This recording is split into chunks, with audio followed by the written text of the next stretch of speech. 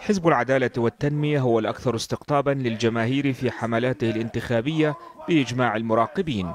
يشرح منجزاته في الحياة الاقتصادية وتأمين الاستقرار طوال العقد الماضي، ويعد بمزيد من المشاريع التي تضع تركيا في مصاف الدول العظمى، مقارنا ما فعله بكل ما أنجز في تاريخ الجمهورية التركية.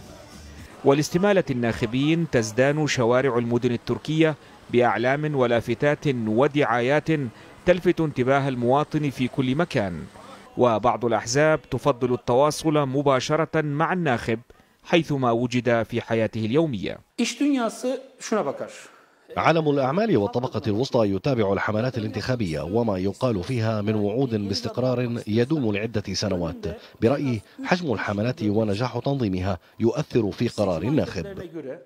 أما حزب الشعب الجمهوري المعارض فابتعد عن خطابه العلماني، وركز في حملته على وعود برفع مستوى المعيشة ومزيد من الحريات وعلى انتقاد أداء الحكومة، فيما ركز حزب الشعوب الديمقراطية الكردي على تآخي مكونات الشعب التركي وتحقيق السلم الأهلي الدائم بينها، وقدم نفسه كمفتاح للاستقرار والسلام في البلد.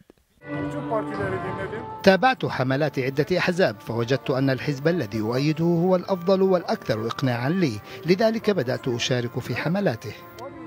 أما حزب الحركة القومية فجعل من حماية وحدة الدولة التركية ورفض التفاوض مع المسلحين والسياسيين الأكراد ركيزة أساسية في حملته، متوعدا بإظهار سطوة الدولة لكل من يطالب بحقوق قومية في تركيا. أما الأحزاب الأخرى فتعجز عن استقطاب الجماهير وتظهر هامشية الأداء والنتائج حسب استطلاعات الرأي. 4 أحزاب فقط قادرة على حشد آلاف الناخبين خلال حملاتها الانتخابية، وهذه الأحزاب هي التي تمثل في البرلمان، وهذا يظهر أن المهرجانات الخطابية الحاشدة هي التي تؤثر في توجهات الناخبين. عمر خشرم، الجزيرة، أنقرة.